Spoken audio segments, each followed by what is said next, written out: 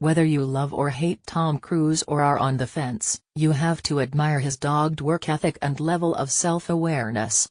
For the most part, he associates himself with great material and knows his limitations as an actor. He never attempts to take on anything beyond his modest range. In the rare instances where Cruise has played the villain, Interview with the Vampire, or an unlikable misogynist, Magnolia, he's very convincing and wins over many of his doubters.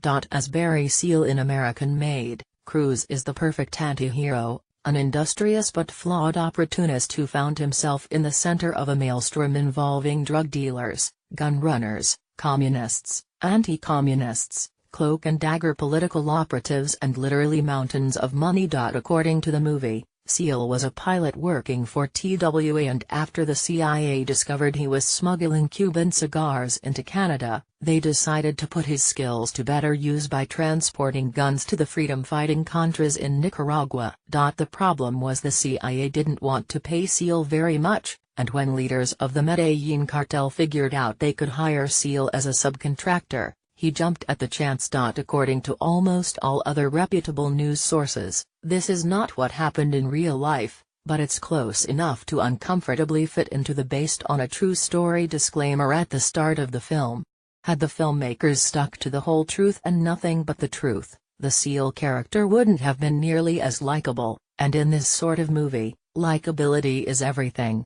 Seal is to American Made what Henry Hill, Ray Liotta, was to Martin Scorsese's Goodfellas, a movie obviously admired by director Doug Liman, Swingers, The Bourne Identity, Mr. and Mrs. Smith and Edge of Tomorrow, also starring Cruise.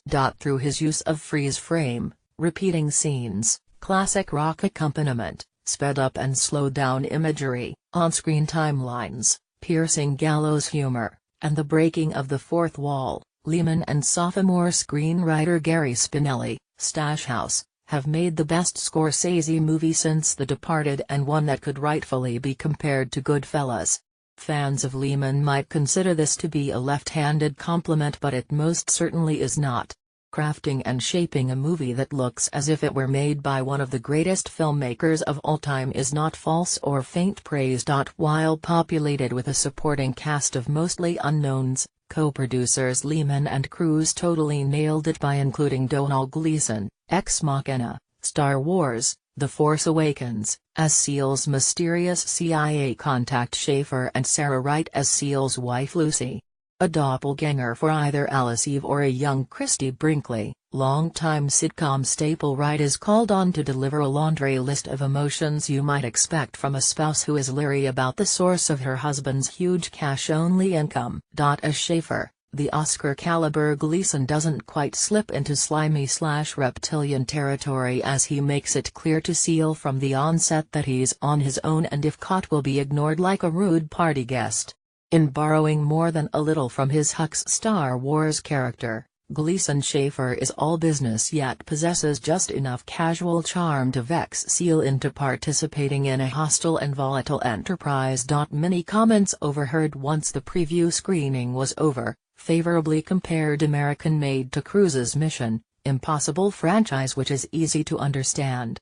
There's action aplenty, intrigue, double and triple dealing and international cat-and-mouse gamesmanship, but with lots of sex, drugs and rock and roll. Despite having fleeting, incidental nudity with a body count in the single digits and next to no graphic violence, parents should not confuse this with Mission Impossible or any other PG-13 action franchise.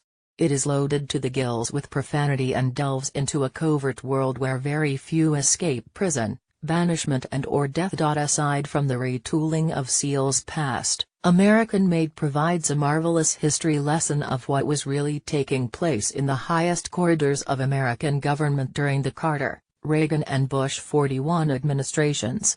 It ain't pretty, but, man, is it highly entertaining. Presented in English with frequent Spanish both with and without English subtitles. Universal.